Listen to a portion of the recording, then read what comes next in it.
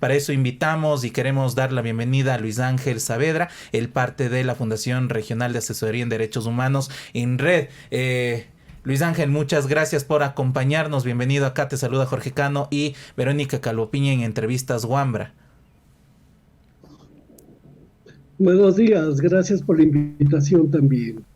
Muchísimas gracias, Luis. Bueno, la primera pregunta justamente que nos aborda en este momento es ¿qué puntos debería tomarse más allá de este tema llamado de la demolición que ha anunciado el presidente Guillermo Lasso? Pero más allá de eso, ¿cómo debería ser una verdadera reestructuración de la Policía Nacional? Bueno, básicamente es la formación, es decir, cuál es el pensum, cuáles son las mallas curriculares que se está dando en el proceso de formación y sobre todo cuáles son las conductas fuera del pensum, fuera de las mallas, es decir, esas conductas que no se dicen pero que se imponen, que no se hacen públicas pero que existen. Es decir, por ejemplo, ¿qué se va a hacer con el mal llamado espíritu de cuerpo? Eso no está en las mallas curriculares. Eso no se puede dar en una universidad. Es decir, ¿cómo se va a deconstruir esa idea para que realmente quien comete un exceso al interior de la policía pueda ser juzgado y no encubierto? Recordemos que esa parte es una de las más fuertes porque hay una mala comprensión, que es la lealtad, es decir, ese eslogan que mantiene la Policía Nacional. Hay una mala comprensión de esa lealtad y esa lealtad ha hecho que se cubra una serie de sucesos a lo largo de los años. Lo que vemos ahora con el caso de María Belén es la punta de un iceberg, ¿no? Veamos, por ejemplo, hagamos una investigación seria, muy seria, de la policía y de la mano de alguna organización de mujeres sobre el tema, por ejemplo, de la violencia intrafamiliar, es decir, ¿cuántas denuncias de violencia intrafamiliar existen en la policía? ¿Cómo se ha dado paso? En estos días en redes sociales ha habido una serie de denuncias de violencia intrafamiliar. A nosotros en el INRED nos han mandado una serie de denuncias diciendo a mí también me pasó, yo también me salvé de la muerte.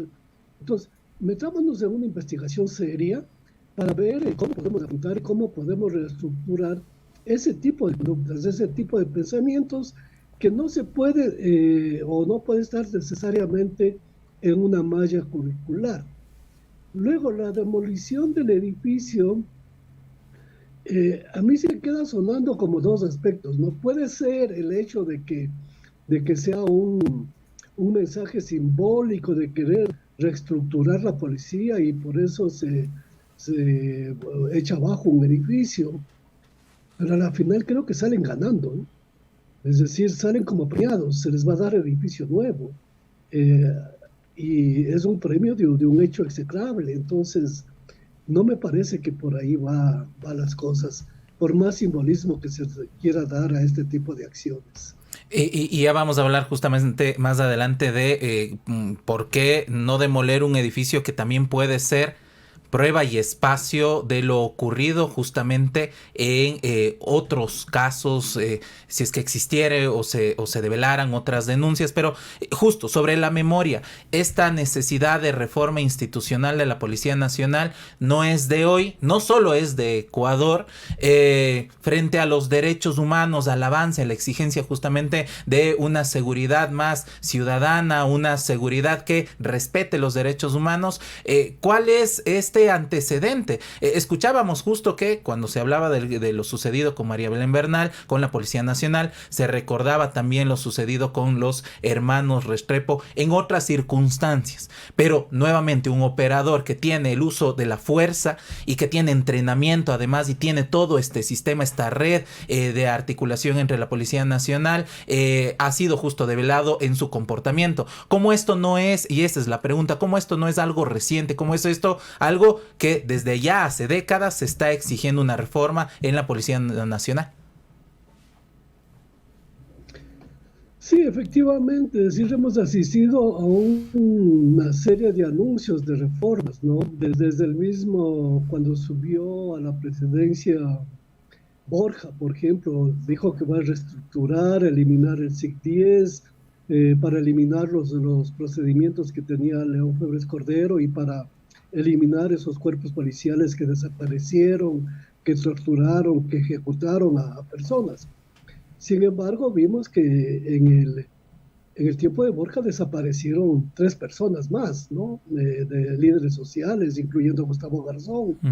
Luego se ofreció una nueva reforma con Aguado, una nueva reforma con Gutiérrez, y no ha pasado nada.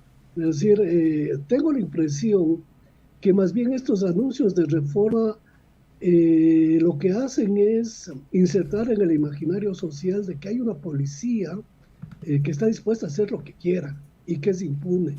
Entonces, cada vez que oigo de reformas, lo que veo es que la población en general piensa, no, con la policía no hay ya no hay nada que hacer y mejor no nos metamos con la policía. ¿Y qué quiere decir ese no nos metamos con la policía? Quiere decir que nos comportemos de acuerdo al status quo. No salgamos a protestar, por ejemplo, porque la policía puede desaparecerme, o porque la policía puede golpearme, o porque la policía puede matarme, y nadie les va a castigar. De octubre del 2019 y de junio, ¿qué procesos han avanzado? Ninguno. Es decir, la policía sigue siendo impune. Los casos, por ejemplo, de Mascarilla, cuando se mató a Andrés Padilla, y que fue evidente en un video que no eran uso legítimo de la fuerza, ¿qué pasó? Un tribunal le declaró inocente. ¿Qué pasa con Olmedo, que dispara 6 balas a cada uno por la espalda y a larga distancia? El presidente le ofrece indulto. ¿Qué pasa con todos estos policías que han sido detenidos? Creo que estamos teniendo una noticia cada 15 días de que encuentran una banda conformada con policías. ¿Qué pasa con ellos? Entonces, esa reforma, ese anuncio de reforma, lo que veo es que más bien constituye un refuerzo en el imaginario social de que la policía es intocable, de que con la policía no te metas y por tanto mejor compórtate. Y si algo te pasa con la policía, pues sales perdiendo tú y el policía sale campante. Y es que da la sensación además, Luis, que no se está poniendo en el centro del debate las prácticas, este famoso uso progresivo de la fuerza, porque además, por un lado, llama solamente la atención que ahora nos aboquemos al femicidio de María Belén Bernal, pero aparentemente hayan del otro lado, cuando la policía comete famosos excesos, justamente, por ejemplo, con Andrés Padilla, lo que sucedió en las protestas de junio, parece que esas muertes no importan y parece que justamente esas son las que se quedan impunes. Yo sostengo que esas muertes son necesarias para el sistema y por eso desde hace varios años he venido diciendo que si permite a la policía torturar o ejecutar o maltratar al delincuente, lo que estamos haciendo es permitiendo a la policía que practique con el cuerpo del delincuente acciones que luego las traslada al manifestante. Lo que siempre he dicho es que si somos una sociedad permisiva, si tenemos leyes permisivas, jueces permisivas, que no procesan a los policías, que ejecutan a los delincuentes o que torturan a los delincuentes, el mensaje que se está dando es que la policía tiene carta blanca para hacer lo mismo con el manifestante. Y eso hemos visto en junio y hemos visto en octubre, por decir las 2 últimas movilizaciones sociales fuertes. Y el problema es que eso a la larga lleva a una deshumanización del policía, y esa deshumanización del policía se instala en el hogar, en los propios hogares de los policías. De ahí la violencia intrafamiliar, de ahí esta serie de denuncias que tampoco han sido procesadas. Entonces, si permitimos que el policía se deshumanice practicando el cuerpo del delincuente, lo que estamos haciendo como sociedad es permitiendo que la policía sea impune y pueda actuar con violencia en cualquier espacio, sea en la protesta social, sea en su familia o sea con la delincuencia común, en cualquier espacio. Ahora, tenemos la designación de nuevamente alguien que estuvo en la Policía Nacional al frente del Ministerio del Interior. ex policías o policías controlando las acciones de policías activos de la institución. ¿Cómo miras tú? ¿Hay una diferencia con que una persona civil esté al mando justamente del Ministerio del Interior? Que, ojo, se ha centrado en las acciones de la Policía Nacional, rol que no debería de ser el único. Digo, hay otras acciones justamente de seguimiento sobre seguridad que debería tener este ministerio. ¿Cómo miras tú esto? Es decir, el hecho de que se nombre a un general, a un ex policía, eso ya muestra la capacidad de presión que tiene la policía sobre el poder civil. Es decir, el hecho de que no se pueda nombrar una persona, digamos un académico, una persona conocedora de lo que hay que hacer con el sistema policial y cuáles deben ser las prácticas de la policía, y tengamos que recurrir a los mismos policías, eso da cuenta de una necesidad de negociación entre el poder civil y el poder armado, como es la policía, ¿no? Para nosotros, el hecho de que siga un policía implica también el hecho de que para el poder político este tipo de policía es necesario. Es decir, si el poder político permite los excesos de la policía, es porque en algún momento le va a pedir que le devuelvan el favor. ¿Y cómo le va a pedir que le devuelvan el favor? Protegiendo al poder político cuando éste sea cuestionado por la ciudadanía, a través de la protesta social, por ejemplo. Entonces, los excesos policiales, la corrupción policial, son parte de todo un entramado, de toda una negociación que es necesaria para el sostenimiento del poder político. El poder político es permisivo con la policía para que la policía le devuelva el favor cuando el poder político necesita protección. Por eso es que no hay una reforma verdadera. Por eso es que no se puede entablar un proceso real de tecnificación de la policía. Una policía corrupta es necesaria para el poder político. Y mientras sea necesaria para proteger al poder político, la seguiremos manteniendo como está. Y lógicamente haremos anuncios muy rimbombantes de reestructuración policial, que una vez que pase el escándalo, volverá a lo mismo y jamás se cambiará nada. Porque como digo, ese tipo de policía es necesario el poder político para el sostenimiento del poder político. Y para complementar esto, por el otro lado, la acción de la organización social, la veeduría ciudadana, incluido, y quisiera tu criterio sobre la investigación que se pueda dar a un caso justamente en donde actúa la Policía Nacional y está intentando la misma Policía Nacional investigarse en protocolos sobre derechos humanos, Luis Ángel, que debería de ser la política que se genere, la conformación de veedurías internacionales, Comisión de la Verdad, ¿cómo debería de actuar responsablemente el gobierno frente a estos hechos?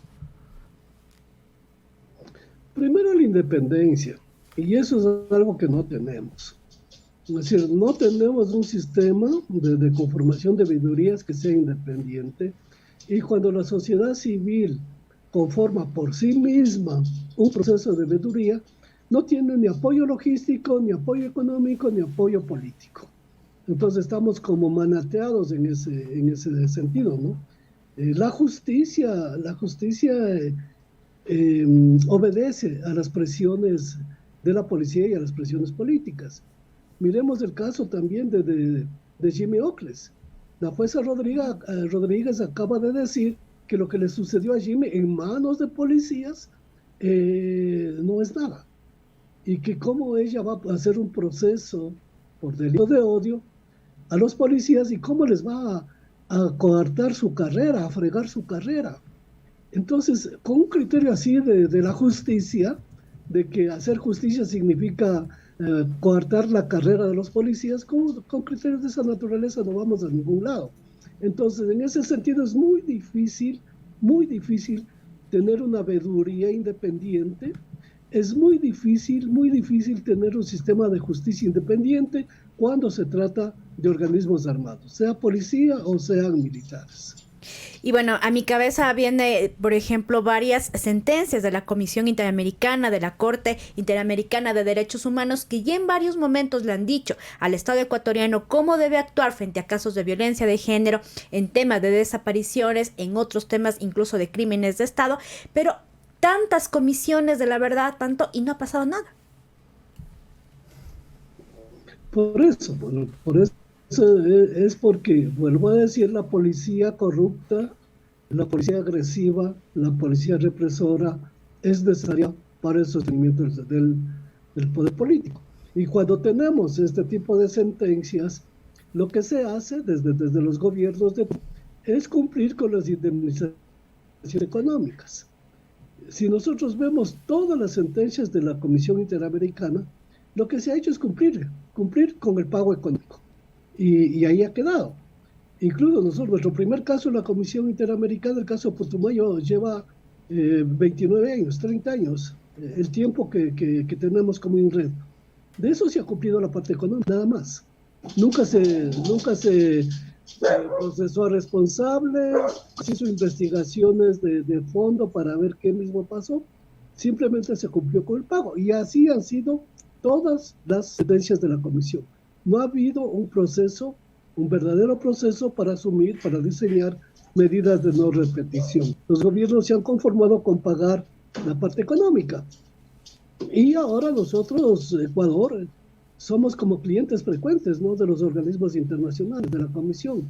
Se están dando sentencias, se están dando audiencias, y parece que eso no tiene ninguna incidencia en los gobiernos de turno. Los organismos internacionales dan recomendaciones. El mismo presidente Lasso ha pedido la ayuda de la ONU, ha pedido la ayuda de la CID. En el tema prisiones ha pedido también apoyo. Se le ha dado apoyo, se ha hecho informes, se ha hecho recomendaciones, pero da lo mismo. La comisión que establecieron para el tema prisiones dio varias recomendaciones, y el gobierno quiere irse más por la parte dura, ¿no? Entonces da lo mismo. Para el gobierno da lo mismo.